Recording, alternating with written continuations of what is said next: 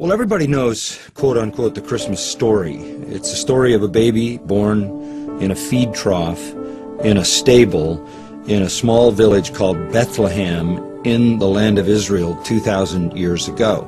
Everybody knows his name is Jesus. Everybody knows, who knows anything about Christian history, his mother is Mary, his father is Joseph. They all know the shepherds showed up, the wise men showed up. Those are the elements of the familiar story.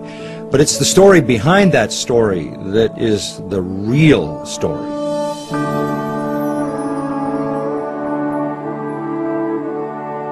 God, the creator of the universe, creates man, creates him without sin, puts him in a perfect environment in the garden. Man, meaning Adam and Eve, disobey God, fall into sin, catapult the whole human race into a cursed condition where everyone in the world is a sinner.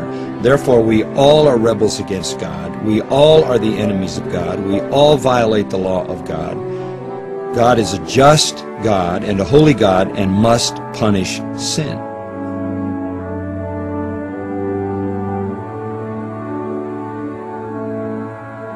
God can either punish all sinners for their sin, and that would send all sinners to hell forever to pay really the unpayable penalty for their sin against him.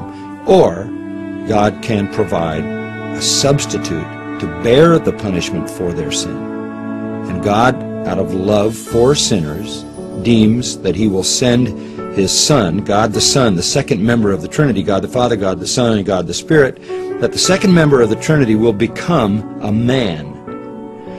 And for the purpose of dying for men. He had to be a man in order to die for men. He had to be God also in order to bear infinite punishment in a brief moment of time.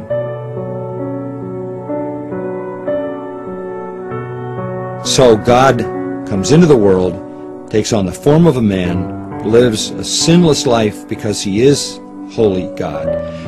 In spite of that, he is executed as a criminal, which from a human standpoint is the worst thing that people could have done to him, but from the divine standpoint is the best thing that God could do, because God puts on him the punishment for all the sins of all the people who will ever believe through human history.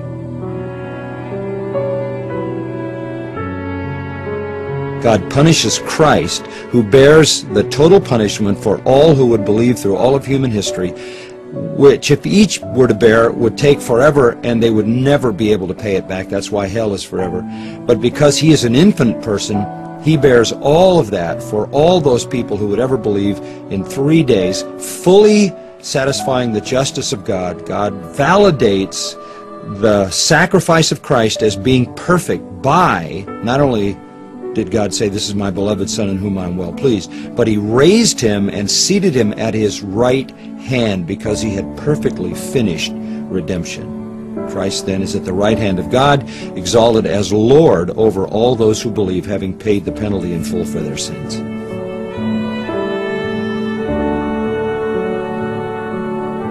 And that's the real story of Christmas.